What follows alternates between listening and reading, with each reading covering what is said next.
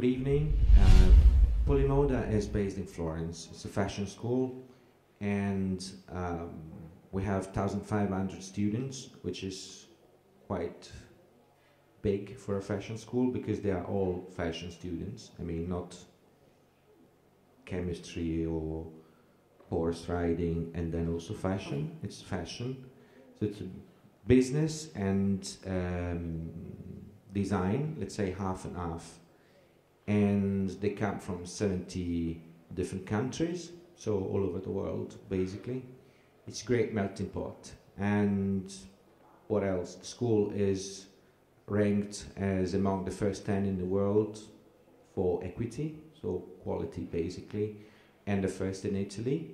And yeah, we're very, very proud, let's say, to have our Ferragamo president and many collaborations, our own method, our own business model also. We constructed it along 30 years. Actually, this is the 30th anniversary of the school. That's why also we wanted to participate here and being here and promote also this event. So we both graduated from Polimoda, yeah. Not the same year, yeah. Okay? But can you please share with us how fashion education is adapting to the fast pace of technology? Good. So fashion education is adapting because we have teachers working in the industry. So what they learn is what they teach, basically. And so it's a mutual exchange of information. So the point today, I think, for them is not how to add technology to the way of teaching or the formats of the courses or stuff like that, but sometimes even how to get rid of it. So technology, we have to understand, for different people means something different. Like, for my generation, technology is a tool. Like sewing machine is already technology. Lighting the fire for primitives is technology. And iPads or whatever is technology. I don't know. Right. It's technology. For my students, it's slightly different, completely different. Technology is not a tool. They live inside it, technology. Like if we take Facebook, I can name it easily, no problem. Well, this is the biggest city where to live for them, and their page is the house. So it's not a tool for them, it's something they give for granted. It's their environment, artificial for sure, environment. So what matters inside is the content, what they say, what they post, what they share, and this makes the difference. But it sounds very new, but in the very end it's very primitive because it's going back to the essence of a human, what you express. So this is the way we adapt to technology, considering it as something in the future, possibly, but again, very primitive in the very end. If you think when you tap a content on a tab, you connect your nerves to the content. So again, this is very primitive, but technologically driven. Can you walk us through your slides a little bit? Yeah, I have only one slide because I wanted to be a statement. So these are 5 macro trends. Our methodology is sociological. So what we see, we say. And when we detect a macro trend, we also consider that we have a contra trend. And then, as we live in a contradictory era, most probably you have also the convergence between the two. Possibly, we can have it or not. And we also believe that a trend doesn't have necessarily to say the truth. Like, I mean, what the future will be, because you cannot know it. Especially, we check data, we consider data very important, but also not sometimes, because data represent what happened already. So based on what happened, yeah, maybe you can predict the future, but maybe not. And in fashion, what matters is the quotient of creativity, not the quotient of predictability. So in these cases, the first is mass craftsmanship, which means that if you observe suburban areas, now we are in the city center, but you go outside the city center, what you see, if you attend the places where you grew as a child, maybe, you see that you have more and more and more shopping centers, but you have less and less and less production centers. So where are the money coming from? I mean, people think they can buy more, but actually what they buy is mass merchandising with a cool quotient, right? Good. So they think they are richer, but instead they are not. So this is a trend. But at the same time, you have a counter-trend, which is the coming back of craftsmanship and good quality and handmade and tailor-made products. It's quite visible in the world of fashion. It's visible at school. It's visible from the companies we are working with. So that's why I said at a certain point, mass craftsmanship can be the convergence between the two. And you see it already in the catwalks. I mean, in Paris, I saw Dior fashion show, and it's exactly that. It's couture, but it's mass at the same time. No? And so here the impact on the audience of the fashion show was really great. And it's going back to what I said in the beginning about methodology. It was really great because at a certain point, the new designer stated that all the people in the audience, very well dressed like Dior in the past, were out of time. So they had to change the wardrobe. No? So also effective in terms of business. Then second, macro trend. It's a bit what I said about Facebook, like students today travel a lot. It's quite easy to travel. I would say if I have to go by car to the seaside for the weekend, it takes more time than flying in a European country or city, you know. And also living outside, it's quite easier. Studying abroad is not an exception today. And when I make interviews to students for enrolling them, like when they want to subscribe a course, more and more it happens that they say, okay, my father was born in Australia, but his father was Italian, and then my mother has Aboriginal origins, but I grew in the USA because my father was working there at that time, but now I want to study in Italy because here is my origin, and maybe I will stay here and start up a company with a Japanese guy. This happens more and more every day, massively, more than what we think. And so I would say that the idea of ethnic is old. We don't have ethnicity, we have ethnicity, which means that in a city they can reconstruct an identity. And this is a choice. So it's a new identity, it's again an artificial identity. On the other side, we see in fashion the coming back of the classic, super strong coming back of classic styles, and uniforms, which is the counter-trend. That's why I said at a certain point, ethno-classic would be a trend, and you see it already if you check Dries Van Noten collections, it's exactly that. Then techno-humanism. Techno-humanism is about digital natives. So the fact that they decide if a content is good or bad, yes or no, like or not, in few seconds. And this creates a mindset, a new mindset. And I would say, unluckily, people also vote this way today. Okay? So it's such a mindset that creates in the everyday choice something faster, more primitive. So at the same time, I would say negative because the choice seems not thoughtful, but at the same time, as a primitive choice, maybe it's what you really want. Okay, so this is the effect of technology. At the same time, I see in the works of my students that humanity comes back more and more.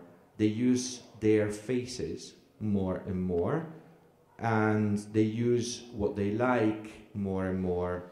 So when I was a student, I was trying to please or to predict or to forecast or to project something in the future. What they do is go into the essence of things. And I'm not talking about 22 years old people, I'm talking about younger people, because 22, 24, they lived the boom of technology, so they behave accordingly. The new ones give it for granted, so they live inside. So what matters again is the human. So at a certain point, techno-humanism will be the trend. Chic false. This is another one. Where is it coming from? If we look at the trends of the post-Soviet designers, well, these guys like Gosha Rubchinsky, Demna Vasalia, they lived in the 90s the coming of cheap products from the West. It was an invasion. And this is what formed their vision of fashion. So they started to cut and paste, deconstruct, reconstruct, reinvent this mass of merchandising. And this activity is a kind of legalized false, I can say, which we like because we go crazy for that. And it's a paradox, you know, because it's what we used for invading that market in the 90s, and it's coming back. How is it coming back? The chicness and the mania for styling makes it acceptable and very nice. So it's like if we have a movie of Pasolini with the suburbs, which is very raw, but very well fashioned, and we like it. The chic false is also an information. Like in technology today, technology is a great advantage because you can get information as much as you want, but at the same time, a lot of false information pops up, right? So fashion in this trend is quite the same. It's not original, it's false, but you like it, it's chic, and it becomes original in that way, right? Then I have the last one. The last one is about past, present, and future. And I still remember about an article where Tim Blanks defined the collection of Raf Simons as a beautiful nightmare, which is a paradox. So the use of the paradox, like avant heritage. What is avant-garde today? There isn't, it's a mainstream. You see avant-garde everywhere. Paradoxically, avant-garde is an heritage. Right. And you see it also in music, and this is the greatness of fashion, I think, the fact that you can mix it with cinema, with music, and with other creative arts. Many rock stars die. If I want to be cynic, I can say that this is the last trend. To die for Christmas is a trend, sadly. Okay, but this is not the point. The point is that we don't have new ones. There are no new rock stars. Think about what is the replacement for Bowie? No one. And the same is for subcultural musicians like Lemmy Kilmister, who is the leader of Motorhead, heavy metal. It's a trend used, for example, by Brioni with Metallica for advertising. and there's no subculture, as somebody says. But at the same time, if you ask is hipsters or emo, or they say no, we have subcultures. Or if we check what we have in our, again, our iPad or iSomething for listening to music, it's all mixed up, past, present, future, tracks. It's all personal. It's a personal choice. It's not the chat, so the mainstream, or it's not, you know, the rock club that we used to attend for being anti-mainstream. It's all mixed up. So this is what I mean. Avant heritage at a certain point is when you see something that is heritage and avant-garde at the same time, you know, like the last Louis Vuitton fashion show is exactly that. Yeah. Thank you so much for such great insight, Danilo. Bibiana, could you please tell us how does WGSN educate the next generation of fashion professionals? Sure. We work with a lot of, I would say that the majority of big schools around the world. So what we do is that we give them access to our services so they can access the information that we're forecasting at the moment. But also we do collaboration with the schools around the globe. So for example, we do one on textile innovation and research with the London College of Fashion. So every season, every semester, our experts work with students on the last year of the program, and they deliver their final product with the advice and the consultancy of our experts, but mostly who is fitting from who is us fitting from their knowledge, their creativity, because as Danilo says, at schools, what we are encouraging is creativity at its best. What we're trying to do is for people to get all the tools that they need to understand how the industry works when they go outside, but we're not trying to cut creativity. We're trying to make it burst into beautiful stuff that they can tell us it's going to be also the future. And also last year we signed a partnership with an organization that is called Arts Thread, which is one of the biggest platforms around the world that brings the students and the industry together. So the idea is to gap the bridge between both, and we are there with Arts Thread trying to introduce our customers into the talent of the future. So they know what's going to happen next. Not only the industry, but also the students. Because in most cases, what happens is that in the university you get prepared to be very creative, but you're not prepared to be a strategic, for example. So when you get a job in an industry, in whatever company inside the industry, let's say fashion, and you're working for an apparel company, you're very creative, but you have no idea how the buying process works or how the sourcing process works.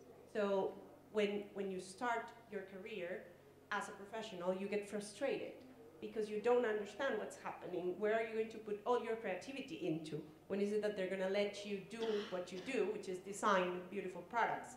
But what we're trying to do is kind of mix things together. So when they get out, the students really understand how they're going to evolve that creativity into what the industry or the company they were hired by is expecting. Thank you. Alison, I understand that Launchmetrics is also highly involved in education. Can you elaborate on that? Yeah, well, because our tools are used by companies at every level, so it's the intern, it's the entry-level position, it's the CMO or the president of the company, we really focus on educating people from university level. So we work with Parsons, we work with FIT, we work with Mass, LCF. We don't work with Polimoda, so we'll have to talk about that. Just teaching students at the beginning how data works and what they can be doing as they build their careers, build their businesses.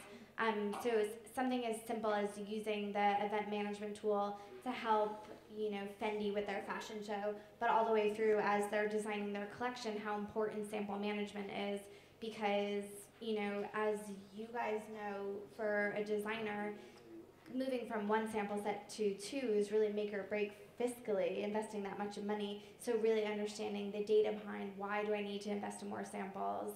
Who have I been sending these samples to? Am I getting the right return on investment?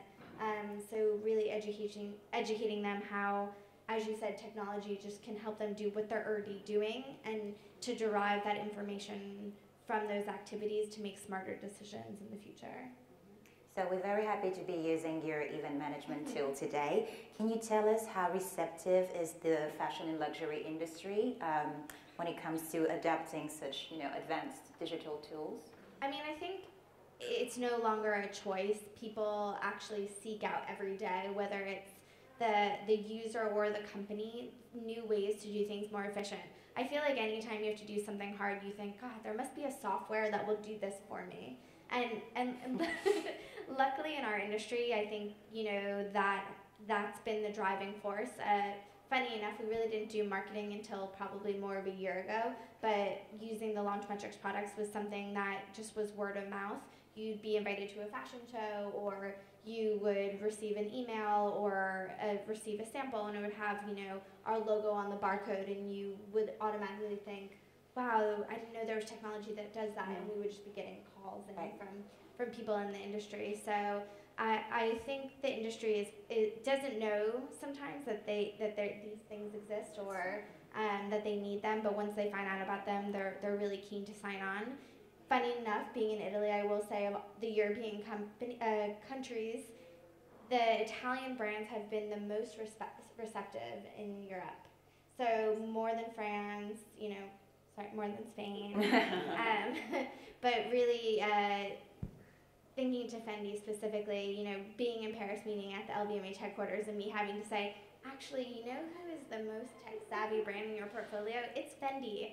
And they're super keen on doing more and learning how technology can facilitate a lot of these activities that they need to do, and understanding how anytime you incorporate digital into your strategy, those things that work really, really well, and if they don't work well, what else they can be doing to improve. So I think we're really lucky that fashion brands, they want to be innovative, they want to learn how to use technology, and we're just a partner in that journey.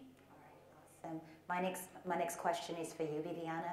Can you please share with us how does WGSN kind of keep up insight into ever-changing consumer behavior?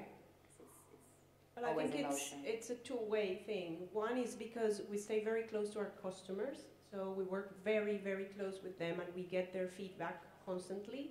So that's one of our most important sources to understand what's happening with the end consumer in terms of how they are receiving the information or the trends or the product that our companies that are members of WGSN are doing or making. So that's one of the things. And the other one is, as I was saying before, because we're everywhere. We have eyes in every major thing that is happening around. So we are in all the conferences, and I think it's kind of what Danilo was saying, it's because it's people that comes from the industry as well. All the experts that work with us are either working still in the industry somehow, either because they are doing consultancy independently, or because they are teaching at schools, or because they have just recently left a specific business. So they understand what the end consumer looks like. And also because we are end consumers.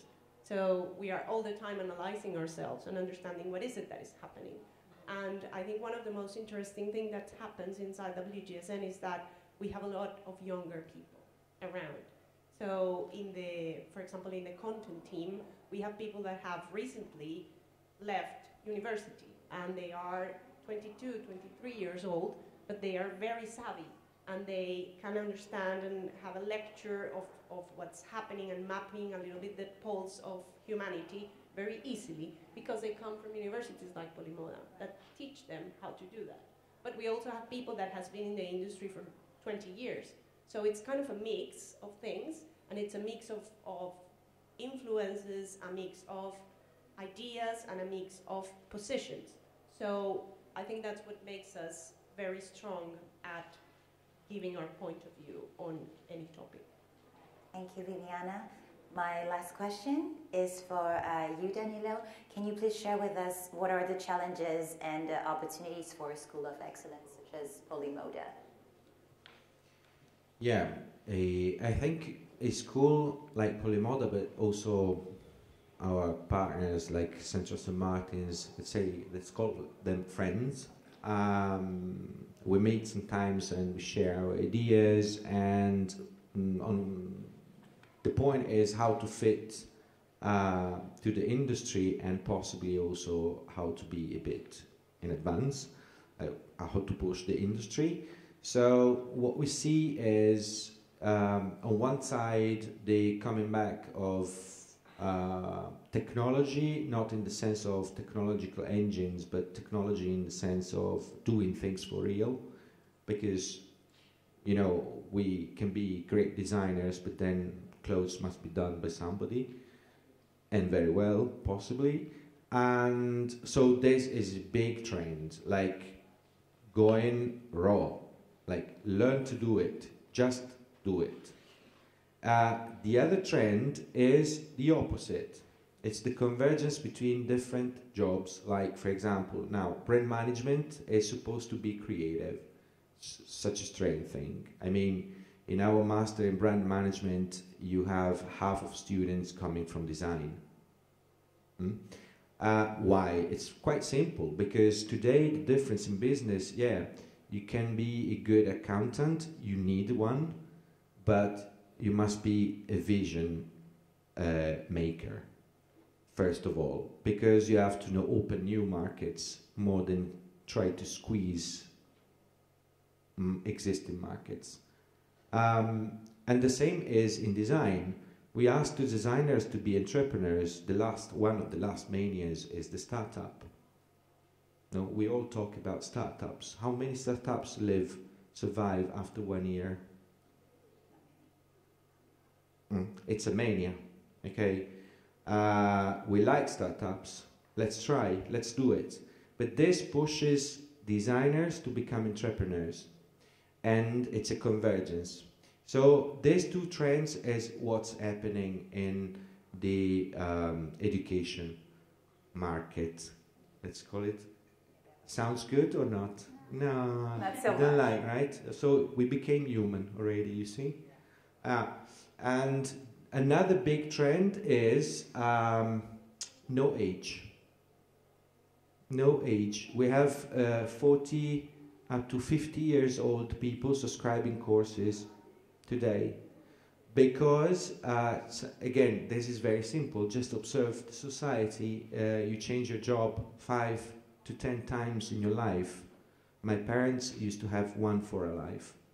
So studying at that time was, you create your toolbox for working, and you work for a lifetime. Today it's continuous change, and that's why also people want to learn new things, learn more.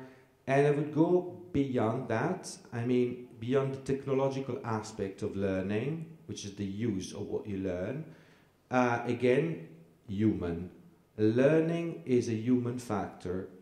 Learning is the trend. Oh, thank you. What a beautiful way to finish this panel. Thank you so much for your time.